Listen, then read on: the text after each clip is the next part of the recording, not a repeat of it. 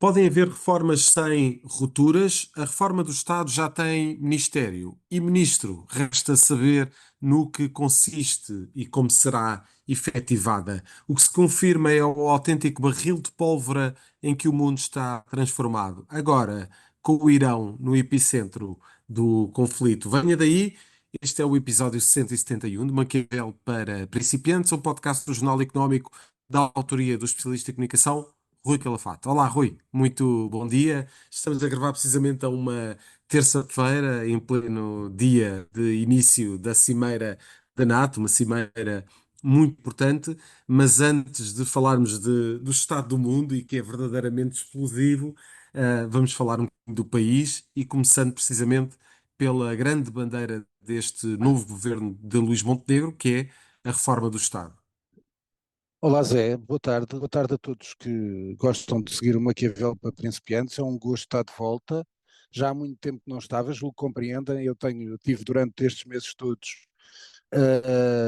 muitas responsabilidades na CNN e fazer alguma coisa que eu penso bem, tem que se trabalhar, coisas não caem do céu, e tive pouco tempo, depois também houve aqui umas férias, tanto minhas como do Zé, pá, portanto, a verdade é esta, mas estou aqui com todo o gosto convosco e, sobretudo, eu posso fazer agora uma reflexão que eu não sabia, é que eu não sabia que tinha tantas senhoras que ouviam o Maquiavel para principiantes. Ah, muito Porquê? bem. Quero agradecer a todos que mandaram mensagens, nomeadamente, especialmente às senhoras, porque eu não, sinceramente, juro que não sabia que tinha tanta audiência feminina, mas eu recebi tanto por Messenger como por quem tinha o meu contacto a perguntar se estava tudo bem com o podcast, se já tinha acabado, o que era, e eu expliquei a várias pessoas que sabem, os que nos ouvem, e a quem eu respondi a todos.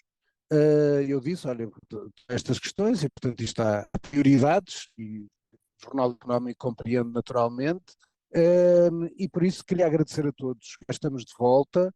Devemos fazer ali, eu depois devo fazer ali uma semana de férias para aí em agosto, portanto vou tentar agora, o Zé teve férias agora, portanto também vai estar disponível. Por isso, cá estamos e portanto agradeço muito a todos e cá estamos de volta, tentando fazer. Agora não sei se ainda tenho o ritmo e a dica que tinha antigamente, Ah, que isto claro que agora para sim, entrar claro que no sim. podcast é diferente de estar na televisão. Estou a brincar, estou a brincar. Bem, então vá. Olha, eu não vos vou amassar agora, já passou muito tempo das eleições, não vou falar, vamos como se fosse uma nova página e vamos iniciar. O tema de facto da semana foi esta questão da nacionalidade e destas restrições do governo à imigração. Ora bem, isto é efetivamente, é o tópico, eu muito tempo na campanha na CNN, eu identifiquei muito antes logo no início, eu nem sabia como é que ia ser o governo, eu disse que o governo ia ter um primeiro-ministro sinaleiro. Ele estava no seu posto, ia continuar em frente, mas depois, consoante os temas, voltava à esquerda ou voltava à direita, indicava o caminho para a direita ou indicava para a esquerda. É o que está a acontecer, não é questão da imigração, como é óbvio, o governo quer continuar a faturar no segmento eleitoral do Chega, sendo que o original é o Chega, a cópia é o governo, apesar de ter o governo não. E por isso a questão é esta, há de facto o série de restrições e há um número que tem que ser dito, e esse é que é o grande problema. Quando o governo do PS, da maioria absoluta, decidiu extinguir o CEF, nós tínhamos 400 mil imigrantes. Temos 1 milhão e 600 mil. E, portanto, a verdade é esta. Precisamos de gente para trabalhar? Com certeza que sim. Mas tem que haver restrições, senão isto qualquer dia é uma balbúrdia. É só isto. Portanto, isto não é ser nem de esquerda nem de direita, a meu ver. É um tema, habitualmente temas de segurança, de imigração, são temas à direita. É um facto. Mas é um tema que é um tema de racionalidade da nossa comunidade. Porque uma coisa é pessoas que vêm para trabalhar, que nós precisamos. Outra coisa é gente que vem para aqui e fica nas mãos de máfias, como é sabido de várias proveniências. E, portanto, eu julgo que este tema do governo foi importante, continuará a ser importante e será uma das bandeiras. Logo no discurso de tomada de posse, Luís Montenegro elencou ali 4 que são as prioridades. É a questão da tal reforma da burocracia, portanto, a guerra à burocracia, a reforma do Estado, a questão da economia associada ao PRR para desenvolver a aplicação do PRR, a migração e a segurança. Portanto, está aqui a ser correto naquilo que é um tema que é importante e que se quer se queira ou não, e ativamente tem influência na sociedade. Em todas as comunidades, não é em Lisboa, é nas pequenas, sobretudo até nas pequenas comunidades, porque Certo, toda a gente exatamente. reconhece quem vem trabalhar e depois toda a gente reconhece quem vem para depois já estar com desconto, trabalha durante um tempo e já está com descontos. Claro que contribuiu para isso, para a Segurança Social, mas depois está cá, já de barriga, à conta de uma série de descontos que fez. E portanto a verdade é esta.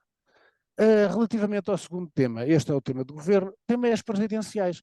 Nós tivemos depois o arranque com o António José Seguro, finalmente temos 3 candidatos já de topo, Gouveia Melo, Marcos Mendes, António José Seguro. Há ainda um buraco à esquerda, é natural que se calhar ainda alguém queira. Uhum. Augusto Santos Silva dá sinais de que quer, Sampaio da Nova está a estudar. Agora, retomo aqui uma nota, que é a questão de, na semana passada, quando Manuel Alegre pediu, reforçou o apoio do PS já para António José Seguro para exatamente acabar a conversa. José Luís Carneiro, a meu ver, esteve bem no sentido em que não há nenhuma prioridade. As presidenciais são depois das autárquicas. O PS está numa fase de reorganização, mas tem uma hipótese de vencer as autárquicas. É o maior partido autárquico e tem naturalmente a potência para poder ganhar mais câmaras. E por isso, não é por ter um mau resultado nas legislativas, como teve, foi um péssimo resultado.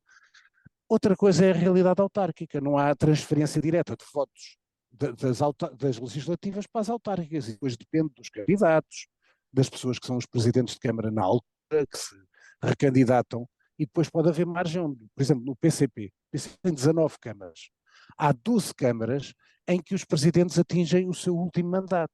É natural que haja ou uma renovação ou que haja, aí sim, mais gente para, ao fim e ao cabo, abocanhar aquele cargo de Presidente da Câmara. Sobre as presidenciais, deixo só uma nota, 2 notas. Uma, Gouveia Melo caiu nas sondagens. A última sondagem que saiu do Correio da Manhã se caiu 8 pontos. Explico-vos porquê, meus amigos. É muito simples de dizer. Porque a partir do momento em que ele é candidato, perdeu 2 coisas. Perdeu a farda, que lhe dava aquela gravitas de autoridade e de ordem, etc. E perdeu o silêncio. Foi E obrigado a começou a falar. falar. Exatamente. Pois, e portanto são os 2 momentos, a partir do momento em que começa a falar, ele é um político como outro qualquer, ele já não é o Almirante, ele agora é o Henrique Gouveia Melo. E portanto vai ter que tomar decisões sobre uma série de coisas e vai estar sob escrutínio, naturalmente, o que é natural que caia. Não estou a dizer que perca as hipóteses de ser Presidente da República, pelo contrário. Mas o que eu estou a dizer é que é natural que aquele pedestal onde estava, intocável, ali à frente das sondagens, que caia. Esta é a realidade, ponto. Por último, não sei se te lembras, para quem gosta daquele meu programa que esta semana não houve, por causa da questão de breaking news do Irão, que eu tenho à segunda-feira, que é o Exame, onde eu faço uma análise da semana, com protagonistas, etc. Na semana anterior, na segunda-feira, pus como figura positiva Ramalhianes, não só pela condecoração que recebeu de Marcelo Rebelo de Sousa no 10 de junho, mas porque era aquele com quem todos querem casar, todos querem ter o apoio de Ramalhianes. E disse isto na segunda-feira. Para meu espanto, na sexta, capa do Expresso, todos querem o apoio de Ramalhianos, que é uma coisa que eu agradeço imenso o apoio e a atenção que me dá o Expresso, e sobretudo a atenção que me dá o Expresso em detrimento dos programas da empresa, do Grupo Empresa e da SIC Notícias, que felizmente à segunda-feira têm perdido naturalmente, e normalmente, e assim tem acontecido, graças a Deus, todas as semanas eu tenho ganho ao Miguel Morgado, que é quem metem contra mim, apesar da grande fortaleza do Miguel Morgado nas redes sociais. Infelizmente para ele tem perdido, acho que é melhor trocarem-lhe de horário. Mas por isso julgo que Ramalhianes, efetivamente, é um homem que já deu um sinal que é a sua esposa, naturalmente, direita à sua própria opinião, mas Manuel Lianes apoiou Marcos Mendes. Exatamente. Ramalhianes é muito amigo e tem grande respeito por António José Seguro. E, portanto, é natural que não queira ser o próprio a dizer que apoia, seja quem for, se calhar numa primeira volta, e depois sim numa segunda volta possa aparecer. É isto que eu acho que pode acontecer. Terceiro tópico interessante, Mário Centeno. Ora bem, Mário Centeno, também Podia aqui na estar no CNN, tópico das tinha, presidenciais, mas já não, podia já estar, e não passou quis, essa não viagem, quis, já não foi, não quis, é? é verdade, não quis. E eu há 2 semanas disse que era um dos temas que era importante, que íamos ver também, podia ser o primeiro Berbicaz do grupo, que era a manutenção, portanto a recondução de Mário Centeno no Banco de Portugal. O que é que aconteceu? O governo não teve nem perdeu tempo. Portanto, já decidiu, seria agora em julho, é caso raro de um governador do Banco de Portugal não ser reconduzido para um segundo mandato, mas nós sabíamos que Mário Centeno voou pelas suas próprias asas, o governo não gosta deles, especialmente Miranda Sarmento nunca gostou de Mário Centeno. O que é que acontece? Dos dois lados. Por um lado, vai haver uma sucessão, terá o Álvaro Pereira Ricardo Reis ou Vítor Gaspar, e isso bem nos lembramos todos, quando Vítor Gaspar foi Ministro das Finanças no tempo de Passos Coelho, é um homem que de facto tem uma grande qualidade enquanto economista, mas É em essa a tua termos de aposta, mandar da Rui? boca, não tenho nenhuma aposta específica, mas posso dizer é que quando ele abre a boca ainda me lembro que parecem autênticas homilias e fazem adormecer qualquer homem com o máximo, homem ou mulher com o máximo de adrenalina. Tem uma capacidade de adormecer que é fabulosa. Mas digo sinceramente, se tu me perguntasses quem é que eu gostava que fosse, é diferente. Eu não estou a dizer quem vai ser. Quem é que eu gostava que fosse? Uhum. Gostava que fosse o Álvaro Santos Pereira. Por um motivo, foi Ministro da Economia também de Pedro Passos Coelho, saiu mal do governo, nem por culpa própria. Ele teve uma grande campanha contra ele. Hoje em dia é uma pessoa que foi um grande servidor público, está na OCDE, se bem sei, e acho que era um bom retorno à casa. O Álvaro Santos Pereira é uma figura com qualidade para ser governador do Banco de Portugal, mas depois o que falta? O que é que vai fazer Mário Centeno?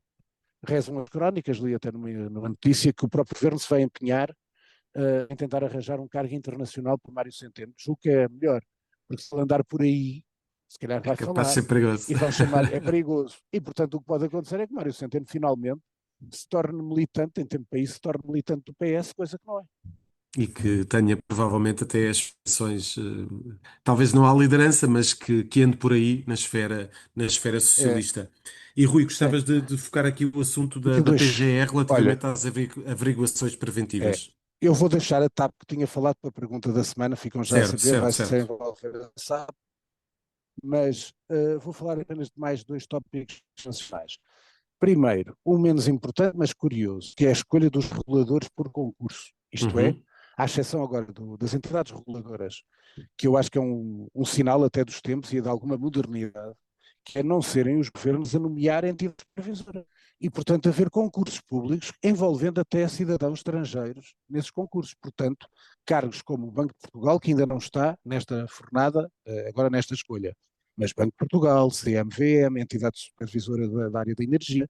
Portanto, acho que é um sinal dos tempos interessante e Sinal de evita aquela independência também, não conversa, é? sim, e de manter a tal imparcialidade com esse Claro. concurso público, quem está. Portanto, acho que é um sinal, aí sim, reforça os próprios mecanismos e o próprio poder de quem é escolhido para as entidades de supervisão.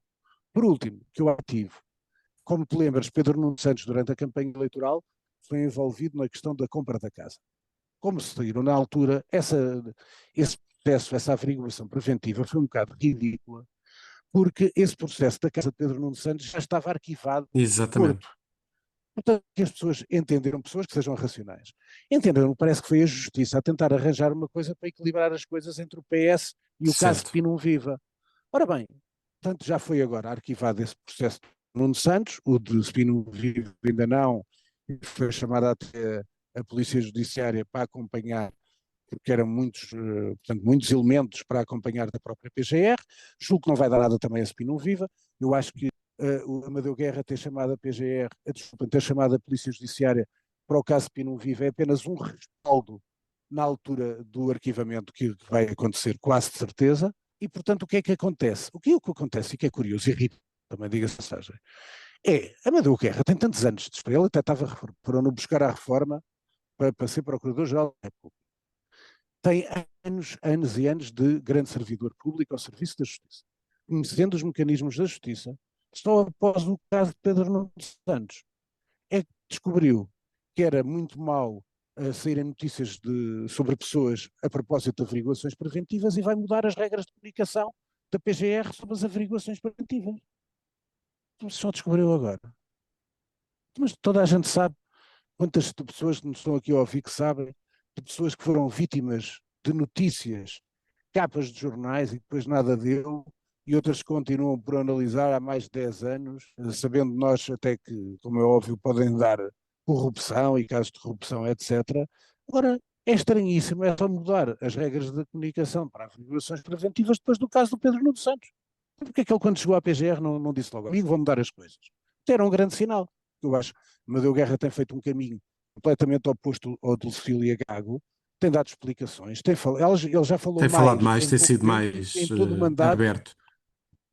Ele já falou, José Carlos, ele já falou Sem mais dúvida. do que a Lucília Gago em todo o seu mandato. E eu não acho isso mal. Ele não tem que fazer comentários. Ele não Claro. tem que ser o novo Marcelo a comentar tudo e todos. Não, não. Tem que falar quando é casos importantes, dar uma palavra. Eu acho isso extremamente certo, até para a relação e de confiança que tem que haver entre a sociedade e a justiça. Portanto, isso acho bem. Agora, acho mal é que ele só tenha descoberto a questão das averiguações preventivas e do espetáculo que se dá para os jornais e de poder haver manchas na honra de determinadas pessoas depois do caso do Pedro Nuno Santos. É um caso ridículo.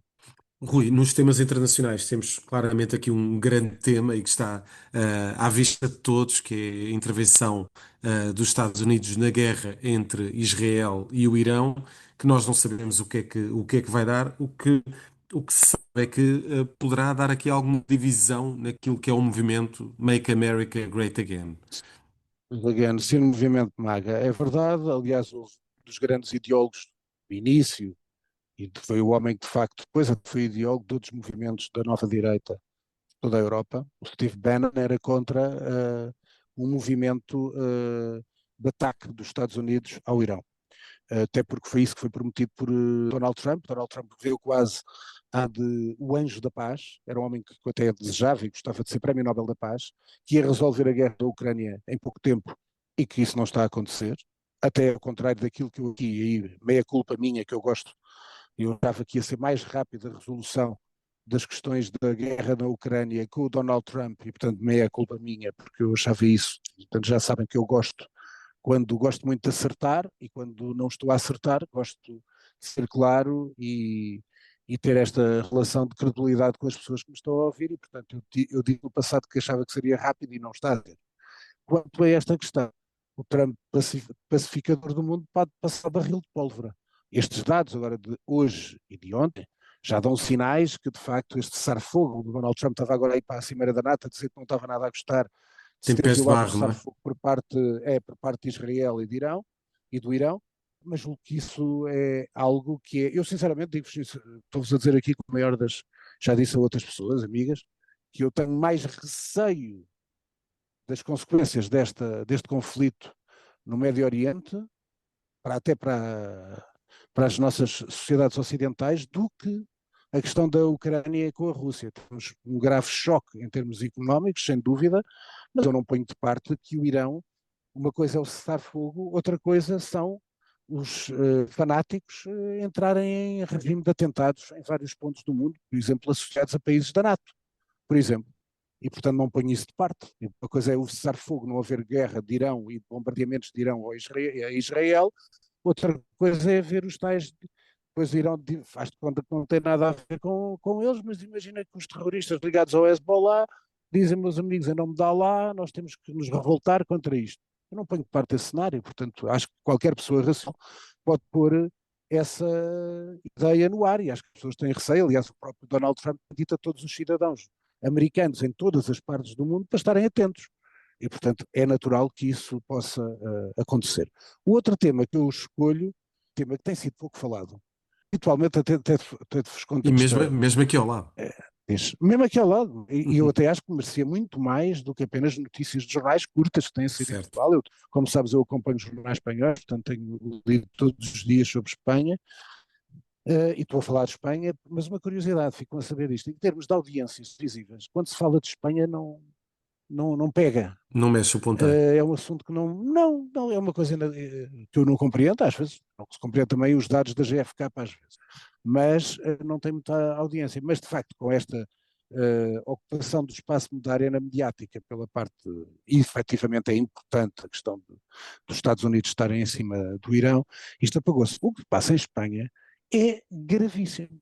É um caso de corrupção já de pessoas membros do próprio Partido Socialista Operário Espanhol, que está no governo, presidente do governo Pedro Sánchez, a pressionarem para antecipar eleições legislativas. É um caso de corrupção, de venda de favores, de pessoas próximas de Pedro Sánchez.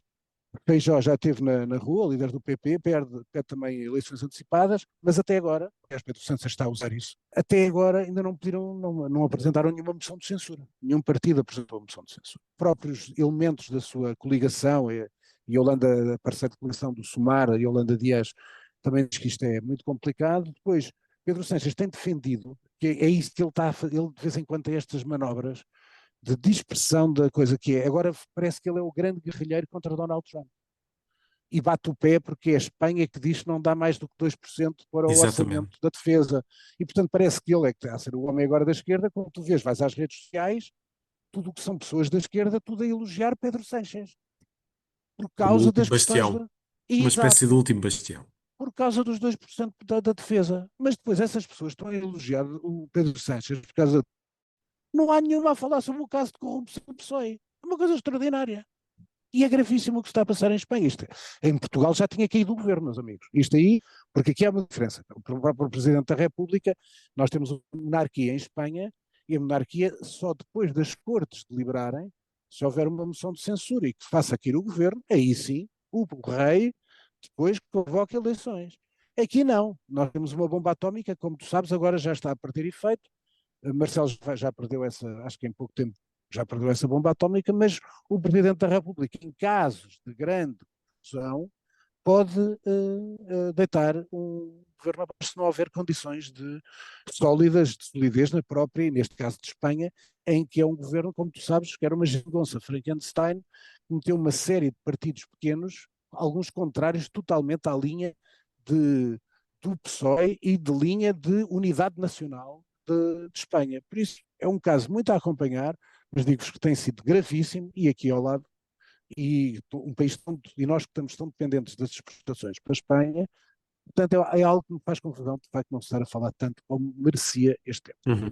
Rui, Bom, passamos vamos agora às para. sugestões. Vamos Bem, a isso. isto vai ser grande porque sabes que eu tenho aqui um montão, eu ia montando os livros que eu lia, punha para o lado, que era para depois dizer, olha, quando eu voltar, bem, sobre séries, se esqueça de alguma, eu notei aqui uma série de coisas que vos quero dizer. Primeiramente que, na Netflix, a série policial, acho magnífica, duas séries na Max. O Duster, que é uma série engraçada, passada nos anos 70, é a nova criação do J.J. Abrams, que fez o Lost. É muito engraçada e tal, movimentada, e o carro e tal, não sei o que, faz lembrar aquelas loucuras dos três duques, só que é só Certo, nos anos certo, 70, é certo. muito engraçado. Uma série que eu não me lembro se falei aqui, mas recomendo vivamente, agora já está toda, que é a série documentário, que se chama Celtic City. É sobre a história dos Boston Celtics, basquetebol, portanto, desde os primórdios do Bill Russell e do Red Auerbach até os dias de hoje, mas a história do Larry Bird, como é que chega, etc., Uhum. as vitórias, mas não é só basquetebol, é a ligação de Boston à terra. Ficam a saber, para quem não sabe, os Celtics hoje são uma marca de Boston, toda a gente sabe, eram a terceira equipa de Boston, porque a primazia em Boston era o hóquei no gelo, e a seguir o futebol americano, e em terceiro lugar ligava-se muito pouco à questão do basquetebol. Depois, nos anos 80, e foi isso que salvou e levantou a NBA, aliás, vai lá, vais ver que tens um episódio, não sei se já viram, se já viste, tu e já viram, Ainda não, ainda não. tens logo um episódio é que chegam os dois no mesmo ano, como rookies, à NBA, no lado leste, Larry Bird, Boston, e no lado oeste, Magic Johnson, nos LA Lakers. E mudaram a Para lá história de da competição. mudaram a história, e ainda por cima, no lado leste, quando um dos maiores jogadores de sempre, que era um dos jogadores que eu mais adorava quando ainda cheguei a apanhar, e tu também és da minha geração, que era no combate, o grande combate a leste, era Celtic, depois foi os Detroit Pistons, etc. Não, Certo. mas o grande combate era Boston Celtics contra os Philadelphia 76ers, que tinha um jogador. Primeiro era o Dr. J, que era Dr. o J, um jogador Julius Erving, elegantíssimo, elegantíssimo. elegantíssimo, que era o Julius Erving, Impressionante. e portanto que era um jogador fabuloso, e portanto houve uma grande luta ainda apanhou o Dr. J contra o Larry Bird. Aliás, o primeiro anel é perdido por causa do Dr. J, ficam a saber. Mas não quero estragar nada, porque depois sabem a história dos Celtics. Depois ainda na Max, uma série, isso já é outra coisa, que é a primeira diva de Espanha, que foi a Sara Montiel, que esteve para países de Hollywood, e a evolução dela para os programas de Cadel Corazon, e depois como diziam mal dela, sem vergonha de dizer mal dela quando tinha sido um ícone e uma diva. Pá, fabuloso este comentário. Depois uma série muito engraçada, na Apple TV, que é Os Amigos e Vizinhos, que é com o John Hamm, que era o que fazia o Donald Draper do Mad Men, que é uma série também gira de coisa e tal, mas eu aliás fiz nas redes sociais sobre isso, que era muito engraçado. Depois, uma verdadeira grande, grande série, isto é que vos chama a atenção, está na Disney, chama-se Dying for Sex. Primeiro tem uma atriz fenomenal, uma das melhores da sua geração, que é a Michelle Williams. E é uma série de uma senhora que descobre que tem cancro terminal. E decide fazer sexo. Mas não tem nada a ver com avacalhanços, nem deboche, nada. É depois a qualidade dos diálogos, a maneira de se situar no mundo, com a sua crise existencial, é uma série fabulosa. E depois a série, eu ainda já só vi, para já só vi 5 episódios, porque semanalmente saem 5, é uma série que tem 30 episódios. E é a estreia do Wong Kar-wai, grande realizador, que fez o In the Mood for Love, que se chama Blossoms Shanghai e está na plataforma Filmin. Eu ainda estou a entrar, aquilo são 30 episódios, portanto, agora a estética do Wong Kar-wai está lá toda. É genial aquilo. Livros, bem, agora segura-te lá, epá, agradeço que me faças tantos destaques lá no Jornal Económico. Olha, primeiro, duas pessoas, dois políticos que me enviaram os seus livros. Um, o Manuel Maria Carrilho, que hoje em dia é uma pessoa maldita, mas que continua a escrever bem. E chama-se A Nova Peste, Teologia de Género ao Fanatismo Woke. O outro, que é uma pessoa de quem eu tenho uma grande estima e uma excelente relação, é o livro do Rui Moreira, O Ponto Final, que recolhe uma série de artigos que ele escreveu, sobretudo no Nascer do Sol, e também, e portanto que sai agora de cena e que eu faço essa divulgação. Agora, vamos aqui, pá, isto foi muita coisa, foram muitos meses agora sem falar convosco. Olha, um livro que eu na altura depois li-o todo e que está agora editado em português pela Zigurato do Carlos Vaz Marques, Uhum, que se chama O Espanhol que Enamorou o Mundo. É a biografia do Júlio Iglesias, está aqui, estou a mostrar, já tinha. certo. Eu comprei-a em espanhol, é um livro fantástico, recomendo-vos mesmo. A edição está aí em português, está da Zigurato, portanto o título é o mesmo. Depois estão a reeditar os romances, não é o Maigret, é os romances do Jorge Simenon, que era um grande escritor. Eu já saíram 2 livros, o outro está para levar para Sesimbra. Este, As Janelas de Fronte, foi o primeiro que vi. O outro, depois darei nota, já lá tenho. Um livro muito engraçado, pá, deu-me algum trabalho. O Herói de Mil Faces, a importância dos mitos e a jornada do herói.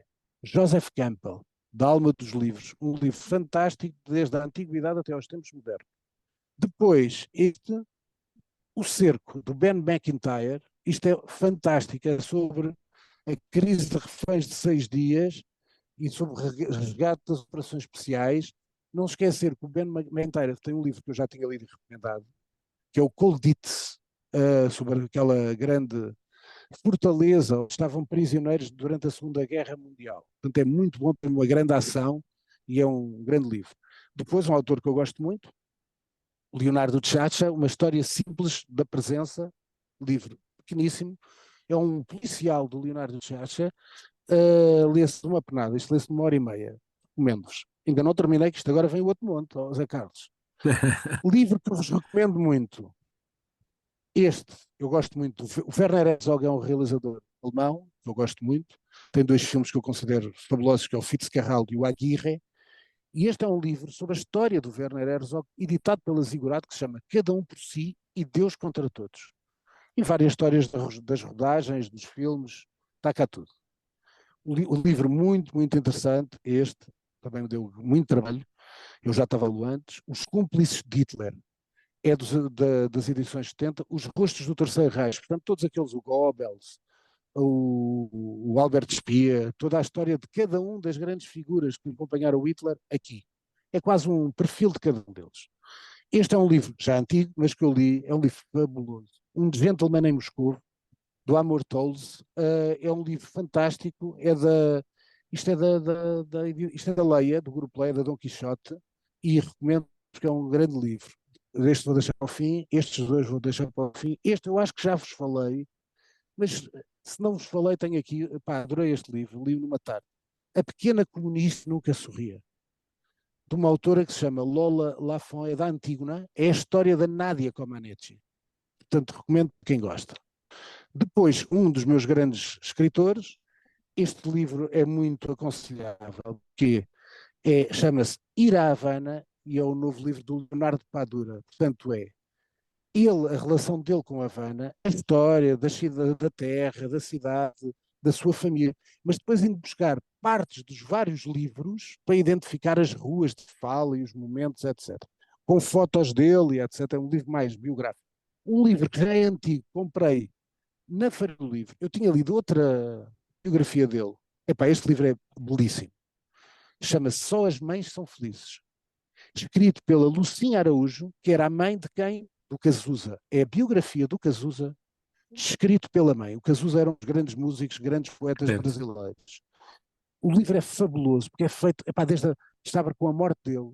Portanto, vês a dor dos pais. O pai fala também aqui em direto, mas a história dele, o pai, ninguém sabe, muita gente não sabe. O pai do Cazuza era o diretor e criador de uma editora, toda a gente se lembra da nossa geração, que se chamava Som Livre. A Som Livre era o que fazia os sons, era a editora de todos os discos das novelas da Globo. Ele nunca suspeitou que o filho ia dar músico, nem cantor. Mas o que é verdade é que ele, desde miúdo, lidou sempre com as grandes figuras da música brasileira. Os Sobretudo, ele grandes tinha vultos. um fascínio. Tinha um fascínio pela Rita Lee. Ela era tipo pela Rita Lee. Depois foi namorado do Ney Matogrosso, mas toda a Gal Costa, etc. Aliás, agora há uma novela que é uma reedição de um grande sucesso da Globo, que é o Vale Tudo. Na altura, a série, desculpem, a novela do Vale Tudo, a canção tema da novela era Brasil, cantado pela Gal Costa, mas a música é do Cazuza. Aliás, nos discos do Cazuza está a versão dele. E, portanto, isto é um livro fabuloso, lindíssimo, e, portanto, recomendo vivamente para quem não conhece Cazuza, e até hoje são as músicas dele. Depois, este tem um grande fascínio, eu já disse sobre esta senhora, que será Nobel da Literatura. Tive até uma honrosa coisa, que tive 900 likes com um post que fiz sobre este livro, que é uma coisa, hoje em dia, no Facebook, é uma luta com os algoritmos, até coisas que antigamente davam centenas de likes, hoje metem 70, e fiquei um bocado fascinado até com a reação das pessoas, porque esta é a trilogia que começou com O País dos Outros, e este é o último livro, que é o Levarei o Fogo Comigo, da Leila Slimani. A Leila Slimani é uma escritora extraordinária. Este livro é fabuloso, é um dos melhores livros de 2025, de certeza, e um dia destes será Nobel da Literatura. Para terminar, pergunta da semana, eu já tinha ali dado ali um lamiré nos temas do dia, a pergunta é quando é que se para lá da TAP? Porquê? Notícia de hoje, encontrada em índices de má gestão na TAP, etc., as conversas do costume. O mais grave é, tu te lembras, nos 11 meses do primeiro governo de Luís Montenegro, nunca houve claramente uma decisão sobre a TAP. Houve e há interesse das três grandes empresas de aviação, de companhias aéreas, portanto, na TAP. Porque qual é a decisão do governo? É adiar a privatização da TAP, total, e abrir a porta a uma privatização da TAP em que o Estado fica maioritário, 51%, e o resto é depois vendido a quem tiver interesse. Sendo que isso é apenas mais um daqueles sinais para agradar a gregos e troianos. Isto é, porquê? Porque tanto o Chega como o PS estão contra a privatização total da TAP, e portanto isto aqui é uma maneira de ficar, é importante de facto a TAP. Agora, eu não sou grande defensor da TAP maioritariamente em capital do Estado, mas compreendo que podia haver tipo uma espécie de golden share em que houvesse ali em termos do controle dos hubs e das rotas para aquilo que nós chamamos para os nossos imigrantes, acho que podia ser interessante a ligação com o Brasil. Mas eu não sou grande defensor da manutenção da TAP nas mãos do Estado, mas ficou assim decidido, assim será. Vamos ver. Obrigado, Rui. Até para a próxima semana. Achamos assim o Maquiavel para principiantes. Ouça e acompanhe este podcast no Spotify, Google Podcasts e Apple Podcasts. Este é um programa da autoria de Rui Calafato, conta com a condução de José Carlos Lourinho e o cuidado técnico é do Luís Gomes. A música está a cargo de Casper. Está fechado o manual desta semana.